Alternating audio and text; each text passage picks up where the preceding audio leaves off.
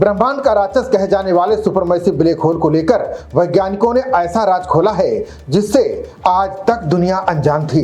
James Webb space telescope ने ये देखा गया कि ब्लैक होल अपना खाना कैसे खाते हैं, साथ ही ये भी देखा गया कि ये दैत्य अपना शिकार कैसे करता है।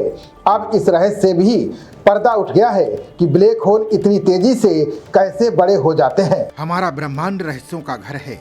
इसके बारे में जितनी खोज की जाती है उतने ही रहस्य बाहर आ जाते हैं। ऐसे में ये समझा जा सकता है कि अंतरिक्ष ऐसा क्षेत्र है जहां जितनी शोध की जाए उतनी ही कम पड़ जाती है।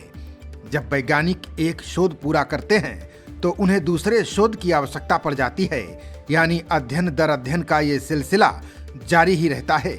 अब इसी क्रम में वैज्ञानिकों ने गैलेक्सी में स्थित एक ब्लैक होल का सबसे खतरनाक राज खोल दिया है। वैज्ञानिकों ने पहली बार देखा कि सुपरमैसिव ब्लैक होल अपना भोजन कैसे ग्रहण करते हैं। बता दें कि यह एक ऐसी गुत्थी थी जिसने दशकों से अंतरिक्ष वैज्ञानिकों को परेशान कर रखा था। आमतौर पर यह माना जाता है कि ब्लैक होल हमेशा अपने आसपास मौजूद गैस और धूल को निगलते रहते हैं। इसी डाइट की वजह से उनका आकार सूरज से अरबों गुना बड़ा हो जाता है। शुरुआती ब्रह्मांड में ब्लैक होल इतनी तेजी से कैसे बड़े हुए, ये सवाल हमेशा उठता रहा है। अब जेम्स वेब टेलीस्कोप की मदद से हुई नई रिसर्च ने इस रहस्य से पूरी तरह से पर्दा उठा दिया है। वैज्ञानिकों ने अपने नए अध्ययन में पाया कि ब्लैक होल अपना भोजन प्राप्त करने के लिए फास्टिंग और फीस्टिंग के एक खास साइकिल का इस्तेमाल करते हैं। इसी सेल्फ रेगुलेटिंग साइकिल की वजह से ये दैत्याकार रूप लेते हैं। बता दें कि हर बड़ी गैलेक्सी के बीच में एक सुपरमैसिव ब्लैक होल मौजूद होता है। इनमें से कुछ ब्लैक होल बहुत शांत होते हैं। ये अपने आसपास मौजूद गैस और धूल को बहुत कम मात्रा में खाते हैं। कुछ ब्लैक होल बहुत ज्यादा भूखे होते हैं।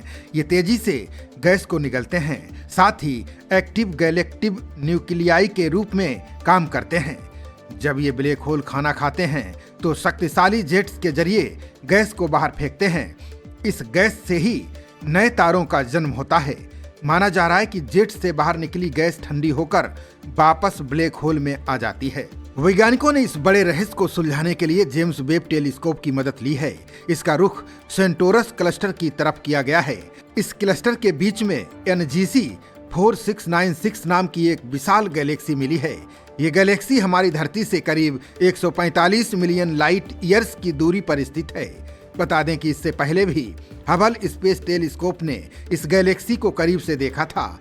तब वहां गैस का एक हुक के आकार का रहस्यमयी भंवर नजर आया था।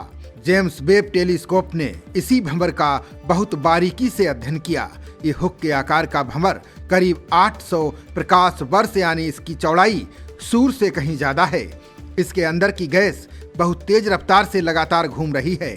इसकी स्पीड 600 किलोमीटर प्रति सेकेंड नापी गई है। ये घूमती हुई गैस असल में एक बड़े फिलामेंट से सीधी जुड़ी हुई है। फिलामेंट का मतलब गैस की एक लंबी और पतली धारा होता है। ये गैस धीरे धीरे ठंडी होती है और फिलामेंट्स का रूप ले लेती है।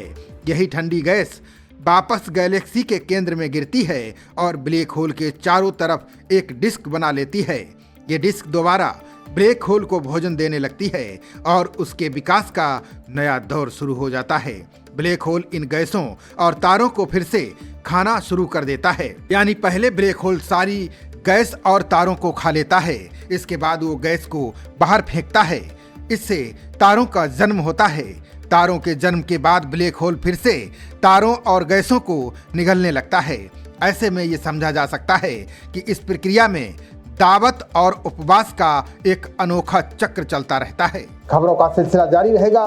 देखते रहिए जनप्रवाद। नमस्कार।